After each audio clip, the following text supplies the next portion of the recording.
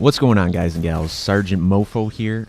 Today I wanted to talk a little bit about investing in one ecosystem and the dangers of doing so. But first, let's talk about the game you're seeing. This is Strider. Strider came out this week on pretty much every platform you can think of, PlayStation 3, Xbox 360, Xbox One, and PlayStation 4.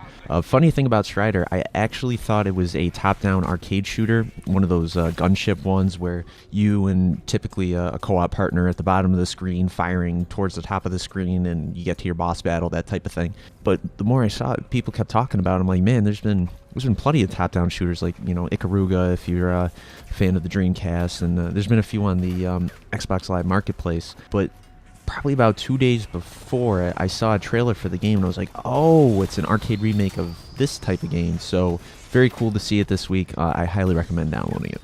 So today I want to talk about the dangers of investing in one ecosystem. Now, you guys are probably familiar with this to some extent.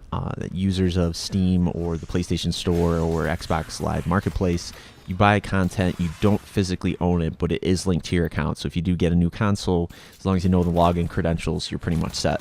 That being said, though, you can't transfer content, let's say, from the Xbox and transfer it to the PlayStation or to the PC, and then typically you can't transfer PC content to consoles and vice versa. And I kind of found myself in a bit of a predicament this past week because I have a MacBook Pro 2011. It runs really well.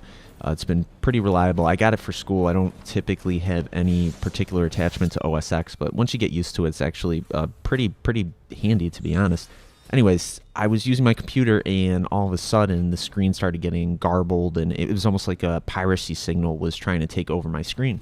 So I did the virus scan, did all the usual stuff. Nothing came up. It was good to go. So I'm like, all right, that was weird, and kind of sorted itself out. Turn it back on the next day and same thing's happening. I'm like, okay. Kind of trying to figure out, is it overheating, trying to troubleshoot as best as I can. All of a sudden, I get the blue screen of death. Now, keep in mind, that's typically reserved for Windows, but yes, it is a thing on OS X. You do get the blue screen of death when the logic board shits the bed, basically. So I couldn't turn on my computer, and I was thinking to myself, I'm like, man, I've had this for 3 years. There's no way it's covered on warranty. Like, what am I going to do at this point? And it really didn't set in how screwed I was until I realized how much software I have that's only compatible with OS X. Adobe, I want to say last year or 2 years ago, made it so that licenses don't transfer across platforms. So if you didn't transfer it to make it a Windows license, it's stuck on OS X. There's nothing you can do. So I have the Adobe Master Suite CS6, and I also have a copy of CS 5.5. That are reserved for OS X. So the only way I'd be able to use that software legitimately is to get another Mac. And obviously, we all know the price of everything. The MacBook Airs start typically at about $999, and that's pretty bare bones. I mean, you get an SSD, there's barely any storage, and you're downgrading to an i5 processor. So I was pretty disheartened. I mean, I got to spend another $1,000 just to salvage my Microsoft Office license to continue using GarageBand and iMovie, which, they're not the penultimate, but they are very serviceable. And then most importantly, the Adobe suite, I'd be completely SOL, so to speak.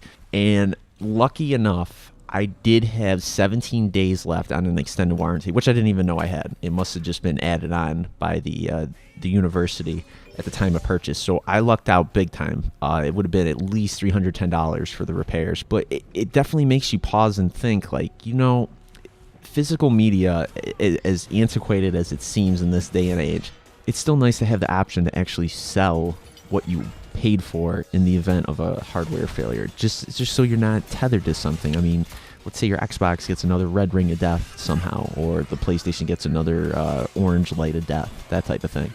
If you don't want to deal with the company because you keep getting hardware failures, you're going to have to say goodbye to all the software that you paid $60 for. I mean, 10 games on the digital marketplace, that's $600 right there. So I definitely think as long as physical media is still an option, I'm going to keep buying it as long as I can. That's it for me. Hopefully I gave you plenty to chew and think about. I'll see you guys and gals next time.